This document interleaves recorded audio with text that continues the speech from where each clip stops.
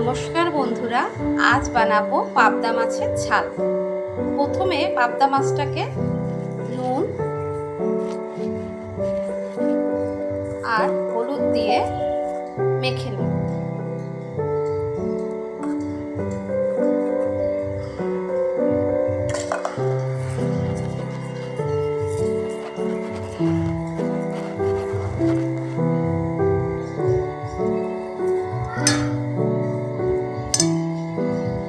মাছটা মাখা হয়ে গেছে, এবার রান্নাটা শুরু করি। প্রথমে কড়াইটা গরম করে তাতে আমি তেল ঢেলে দিলাম। তেলটা গরম হয়ে গেছে, এবার আমি এতে অল্প নুন দিয়ে দেবো, তাতে মাছগুলো ভাজতে লেগে যাবে না। এবার আমি এতে এক এক করে মাছগুলো দিয়ে দেবো।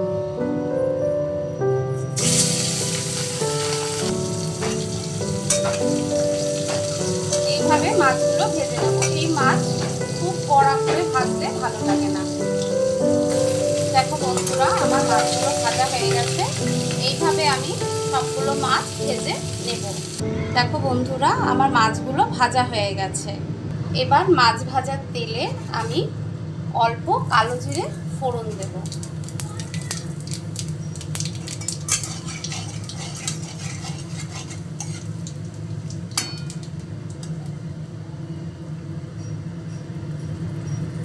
তারপর এতে এক এক করে আমি সব মশলা দিয়ে দেব।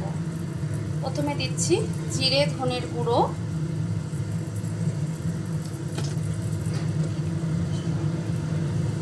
হলুদ,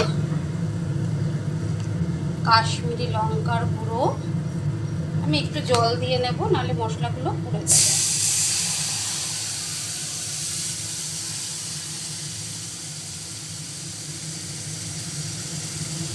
নুন,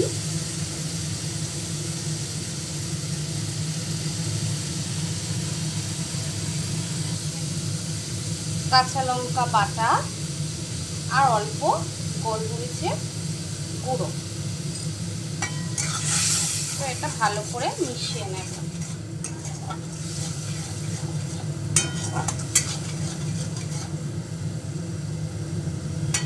এবার এর মধ্যে আমি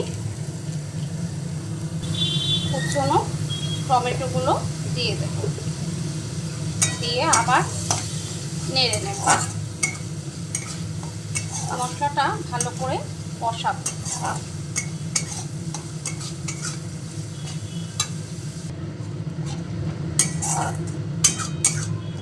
এটা যখন কষে তেল বেরিয়ে যাবে, তখন আস্তে আস্তে মাছগুলো দিয়ে দেব। দেখো বন্ধুরা, আমার মশলা থেকে তেল ছাড়তে শুরু করেছে।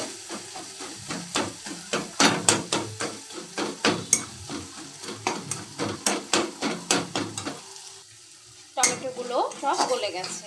এবার আমি এতে জল দিয়ে দেব অল্প।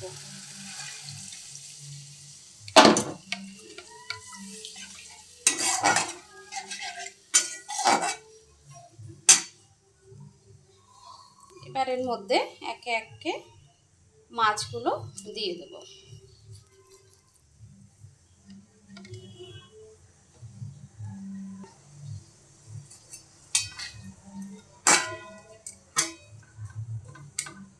এবার মাছগুলোকে ঢেকে দেব।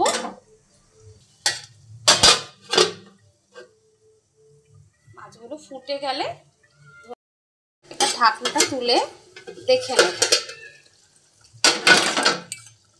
দেখো ঝোলটা ফুটে উঠেছে। এবার এতে ধনে পাতাগুলো দিয়ে দেব।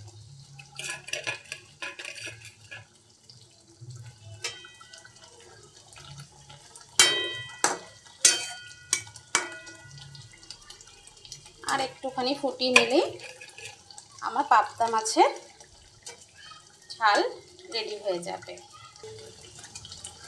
দেখো বন্ধুরা, আমার পাবদা মাছের ঝাল রেডি হয়ে গেছে।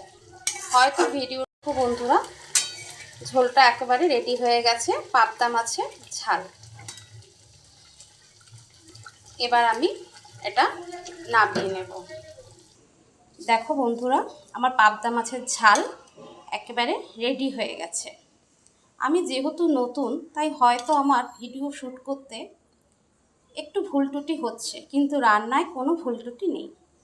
তোমরা বাড়িতে অবশ্যই ট্রাই করো এবং কমেন্টে আমাকে জানিও যে তোমরা এই রান্নাটা কেমন খেলে।